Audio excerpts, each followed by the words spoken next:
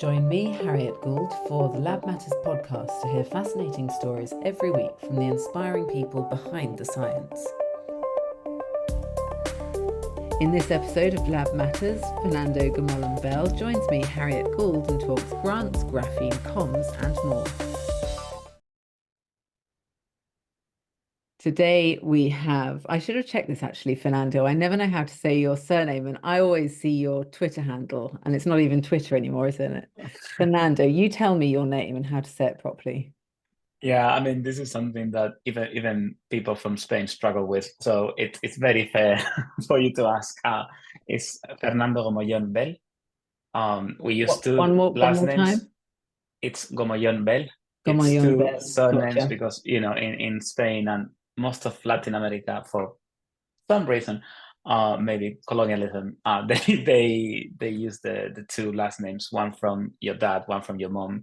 Mhm. And we like to keep both. Eventually, the moms, also gets deleted upon generations, but it's a nice thing to have both, like both parts of the family in your name. Exactly. So thank you so much for joining me today, Fernando. Now you have your PhD in chemistry, and Mhm. you're a science communicator. You're based in Cambridge. You started your communications company, Agata, and you just had your 2-year anniversary, and we'll come on to all of that. Um, and I've got quite a relatively or comparatively historic memory of you as chair of the European Young Chemists Network back Mhm. in 2016 or something like that.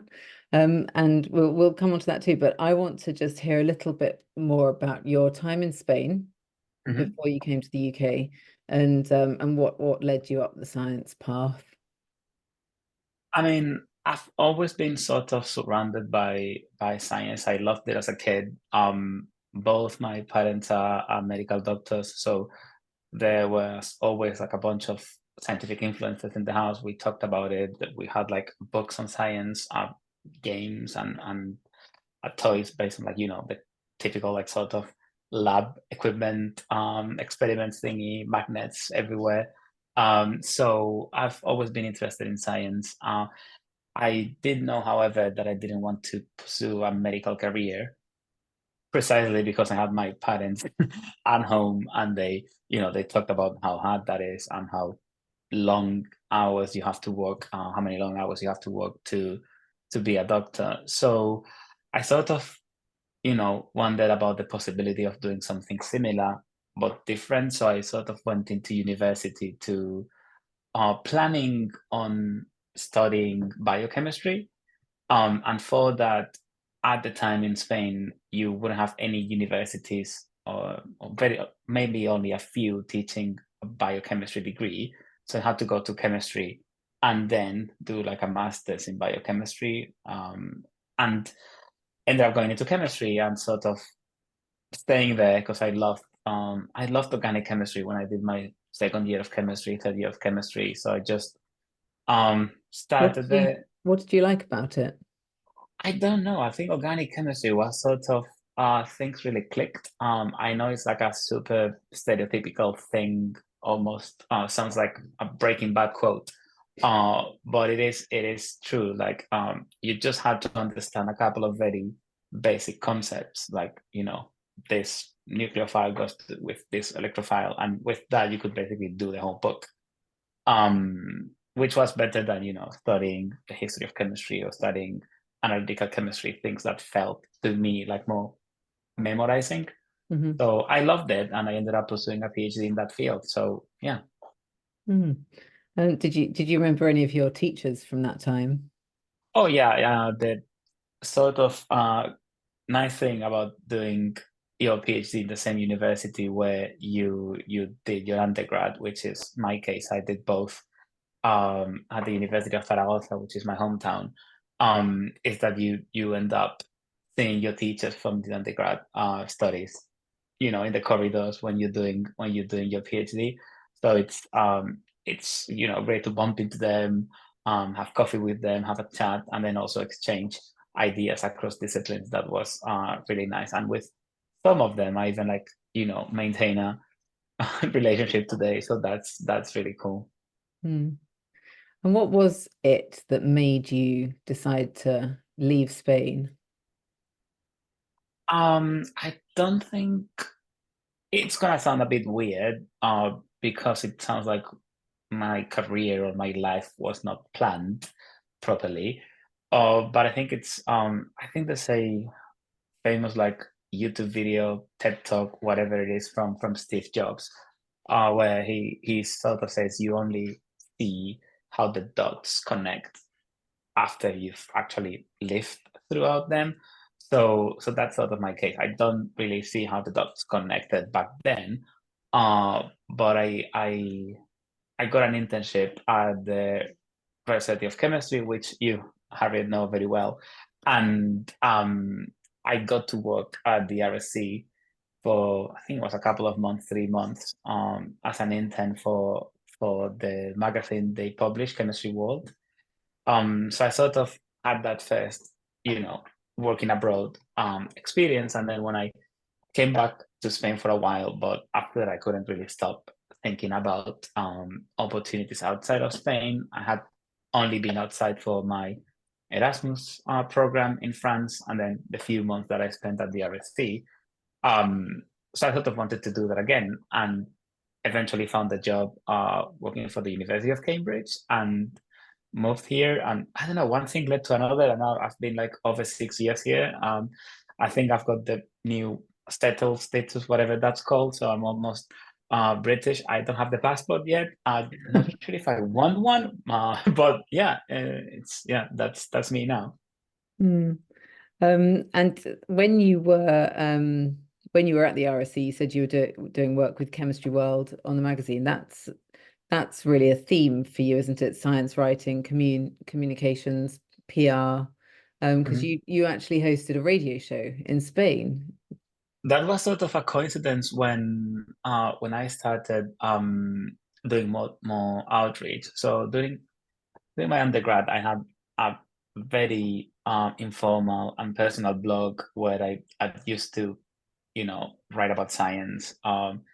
It was mostly content that I found in English web pages, translated roughly into interesting studies in Spanish. Some of the content was our own content. I talked about chemistry stuff that I learned in undergrad, things that I found were interesting. I've always loved writing and communicating.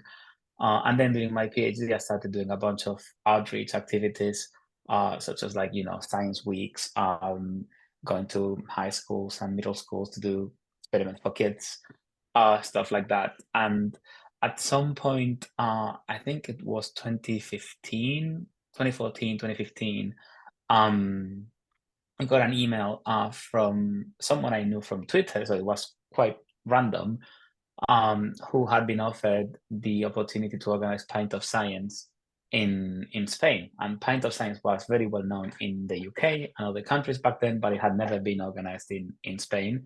And she emailed me and a couple of the colleagues in Zaragoza about the possibility of organizing that in her hometown and then our hometown as well. So we did that, and through that, we ended up doing a bunch of radio interviews just to promote the Pint of Science Festival. And it turned out that one of the presenters basically liked us. That's me and my co-organizer Juanjo, who now is my co-founder in the company. So we ended up doing like a weekly segment on science I think it was every Sunday. Uh it was, I'm not sure if I'm allowed to say this, but it was unpaid. We just went there with a bunch of like news stories on science that we loved from that week, printed out, and we just read bits and pieces. So we didn't even know how to put together a script.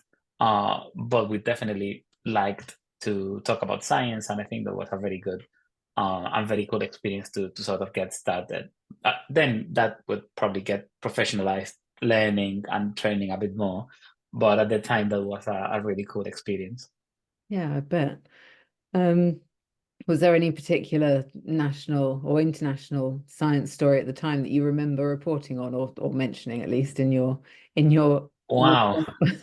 I think a classic were always the Nobel Prizes because basically um I don't know when this is gonna be aired, but it's gonna be very close to the Prizes, I'm pretty sure, because this is in a couple of weeks when we're recording this. So that used to be a very interesting story that actually sort of even when we were not doing the segment, the journalists will call us about because they tend to be so specific and so complicated that journalists normally need help deciphering the science behind Nobel Prizes. So especially the physics, chemistry, and medicine, it was always a matter of like explaining them quickly to an audience in a way they could understand, and that was lots of fun. Mm. And do you remember who won it when you were doing that? Wow, I remember one when I was in chemistry world because I think that was molecular machines and Ben Feringa, Fraser Stoddart, Oh, and yes. Jean-Pierre Sauvage. But I don't remember who won Oh, chemistry the year before that. I could oh, you check don't that need to worry about probably. that. This isn't a memory test. It's fine. I was just curious. Um, no, but you have been involved in quite a number of significant projects. I mean, the graphene flagship at the University of Cambridge, and that's a really hot topic, graphene. Do you want to just talk me through that for a minute? Another Nobel Prize. I think that was 2010 when they got the people who I think it's not discovered, but isolated graphene for the first time. They got the Nobel Prize in 2010. Um, so the graphene flagship was part of I think, a crazy idea that the European Commission had at the beginning of the 2010s, I think, where they wanted to fund research in a different way. So traditionally, they fund like 2, 3, 4 year projects with a small amount of money, and maybe 7 to 10 research groups and companies involved in the project. But they wanted something long term, so they looked into doing bigger bigger endeavors that they called them the flagships. So they had one on graphene, another one on the human brain, and then a few years later they had one on quantum technologies that I think still running. Um, there were a lot of questions about funding mechanisms and whether that was a good idea, especially because it sort of limited the people who could apply in projects that size.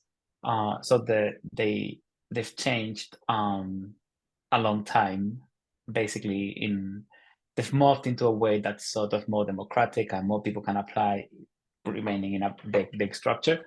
But the graphene and the human brain were very particular in the sense that they were one single project with 150 research groups and companies and partners collaborating together into this field of graphene. That meant over 20 countries in Europe working together. um, these projects are organized in work packages, each doing one different task. Normally, projects have like 5, 7, 10 work packages. This one had 20, each of them looking into the applications of graphene for electronics, for materials, for composites, for aerospace. So it was a really huge project, and it was actually what brought me back to the UK because this was before COVID. So the work package working in communication was sort of split between the University of Cambridge and the University of Chalmers in Gothenburg in Sweden. Um, and the people in Cambridge, we were doing more the science writing, PR side of things. And Chalmers was doing more the marketing, communications, and events. So my role fitted more in Cambridge, and it was one of the requirements that I moved to the UK and moved to Cambridge. So yeah, here I am, 6 years after that move. Almost a bit more than that, because I think I moved in May. So it's not bad. Not bad at all, and it's our gain, no doubt. Lab Matters is brought to you by the award-winning temperature control equipment from Polyscience, available worldwide. Polyscience, changing the world of temperature control forever. Um, And then I suppose that must have come to an end. And the next thing we know that I realized, you started your own company, Agata Communications, Yeah, I was with just the speaking about, person you sorry. worked. Yes, go on. Oh yeah, yeah. So yeah, the person we organized together Pint of Science in Zaragoza a long, long time ago. Um, it's one of these weird things of the internet where we knew each other from Twitter, which is now called X, but I refuse to call it that. Um, so we knew each other from Twitter. We had followed each other for, I don't know, years, I guess. Uh, and then at some point we met in person for like a random reason, like we both wanted the same T-shirt, something like that. Um, and You both and wanted the realized, same t-shirt. yeah, we saw a nice T-shirt online and we wanted to buy it, and it was cheaper to get two than to, shipping, whatever. So we sort of talked on Twitter like, hey, are you gonna get this? And we ended up meeting in person. We had not met in person. We only knew each other from social media. What? And then Sorry to interrupt. What was the t-shirt? I think it was a Doctor Who T-shirt, but Okay. yeah. Anyway, so we Yeah, just yeah. bought that and then met in person and realized it was impossible for us not to have met before because we were basically neighbors. We had so many friends in common, and we were both studying in sort of the same building. But Juanjo was doing physics, I was doing chemistry, so maybe not the same classes, but we must have seen each other.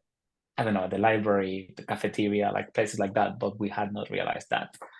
Anyway, so after COVID, we both ended up with like a lot of time in our hands. Some people, I don't know, built a lot of Legos. Some people started baking sourdough bread. In our case, we had a lot of time in our hands, and I had been working for the graphene flagship for almost 4 years when COVID started. I think it may have been 3 years. And Juanjo had been working for a small startup doing climate research in Spain for similar period.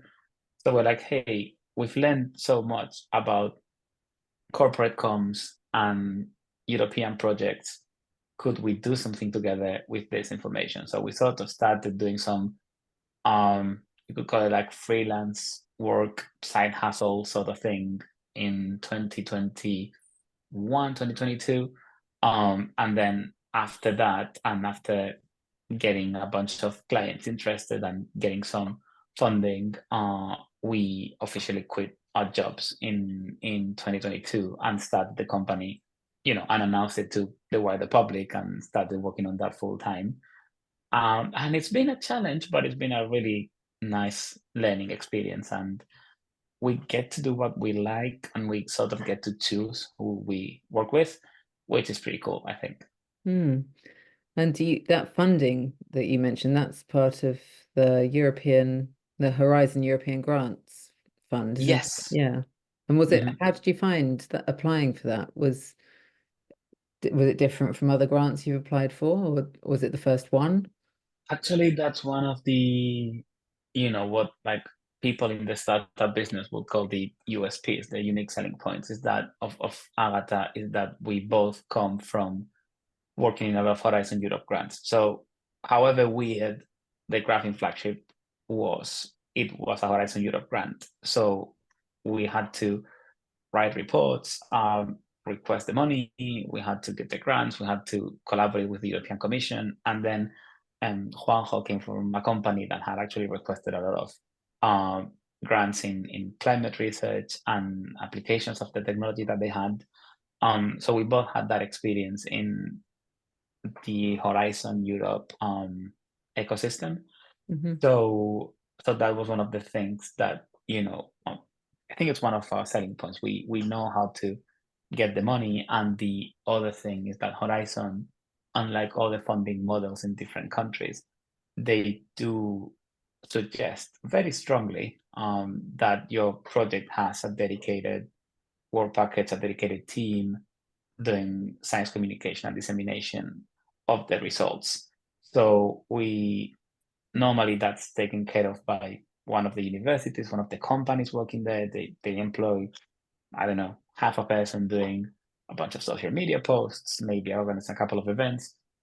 Our, you know, selling point is like, hey, you don't need to have a university or a company doing that. We'll do it for you. we know the science, we know Horizon, we can take care of that. And then Mm. also ideally we can take care of that better than, if you just give the task to a random postdoc in your lab who Mm. has never done communication or dissemination and ends up organizing a webinar that doesn't work. Wow. You are a valuable asset, Fernando. Hopefully that's what we're trying to sell to researchers. Yeah. Um, well, it's so interesting because not everyone starts up companies, and it's nice to hear how it came about, and that you're making such good use of all the experience with someone that you work so well with. I just wondered, like, apart from what you've just explained, like where do you see it going from here? Do you think it's going to be enormous, or are you going to carry on similar sort of size? What are the plans or It's funny. It's funny dreams? that you asked me that today because I actually just came back from a meeting with Innovate UK to discuss this precisely and see like whether we need a better business plan. So our idea is not to grow massively. We don't want to become a huge multinational company. But we would like a small team, ideally, I don't know, 15 people, 20 people, where we still know each other, we still know everybody, but we get to do more things. So it's great because now with I keep joking that we've doubled in size because now we're 4 people instead of 2. but uh, You have. but it's great. Yeah, we have doubled in size. So basically now we have another science communicator and graphic designer in house. So ideally, we want to grow those teams, have more science communicators, maybe more people in the creative side as well, and then offering those services in house would allow us to stop, relying that much on freelancers and having a team that can basically deliver all the activities in house. And Mm. I think that could be really nice in the near future. Coming together. Sounds like it's coming together. Yeah, I it's wonder it's, not, it's going really well. Yeah, we're really happy. yeah. I wonder if you're allowed to say, I'm sure I don't, well, if you aren't, don't worry. But I wonder if you can say like which companies you've been working with and if you've had a favorite project or anything like that.